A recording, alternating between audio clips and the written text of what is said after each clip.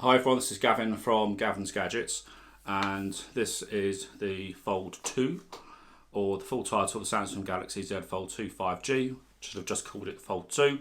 This video is going to show you the camera. Obviously I've done a lot of testing with the Note 20 Ultra, so I'm going to give you some comparisons with that. So the video, you're going to see some samples, some of the photos, and then I'm going to show you how the apps work in terms of scaling on the full screen and just general usability. Is it durable? Can you drop it out the window? Will it break? That sort of stuff. Just want to give you my honest opinion about this. So battery life, camera, usability, UI, and a few other things I don't think other people have mentioned. Anyway, first of all, let's check what's in the box, then camera, and then I'll talk through some that show you some of the screens close up. So you get this lovely box. When you open it, you lift this cover off. It's flat inside. You get the phone itself. You get the fast charger here. You get USB, AKG headset. They sound fantastic, by the way. You get some spare buds here. And you get the phone itself. This is the bronze. It's very nice, really nice. There's the screen, really nice. I've actually set up fingerprints on the side.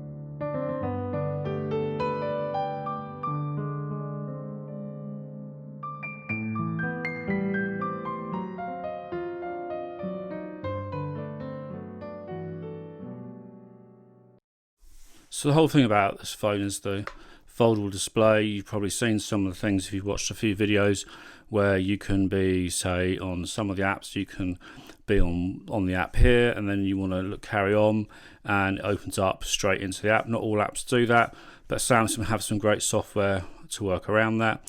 There's also neat things. You can have 2 or 3 apps, shortcuts ready to change for multitasking, like so. You can tap on here and you can change the amount. You can have more given to one app and size than the others. You know, it's just a really nice screen to have and to use. If you think, well, what about not all apps may not work, like, you know, in that thing? Well, fortunately, they've got a good lock. Come back out of this, go back, and one more step. So when you open up Good Lock, you have this here. You want multi-start. I love my foldable. Show the app always full screen when unfolding, and you can select which apps you want to do that, and it does work really well on that sense. Set aspect ratios, how you fix apps that don't look right or don't scale right on the 4:3 screen. This is how you change Instagram, so you don't have black bars on Instagram. So there we go, Instagram's full screen. You have those are the options you've got. I'll just show you Instagram. And there we have Instagram, no problem at all. So looks really nice. Can you use the small screen? I've got it completely set up so you can. Go back to Twitter, show you that again. No problem there with Twitter whatsoever. And you can bring up the keyboard if you want to type something as well, and I can use this keyboard really quite straightforward, and you can swipe on it if you want to do all that. You've got all the options available on that side of things. Battery life is fine, so I was quite worried that the battery wouldn't last, but this Snapdragon 865 Plus is only powering a 60 Hz screen here.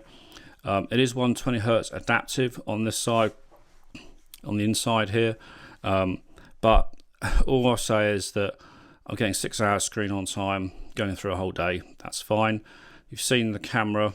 The camera quality is excellent. I do wish it did have the Note 20 Ultra cameras, because the periscope zoom is very, very handy.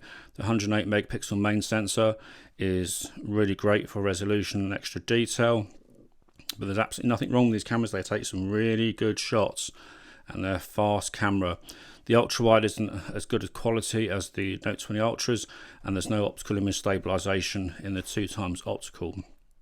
But all in all, this hardware is astonishing as well as the software. You've got a fingerprint sensor on the side. You've got all the usual Samsung doodahs.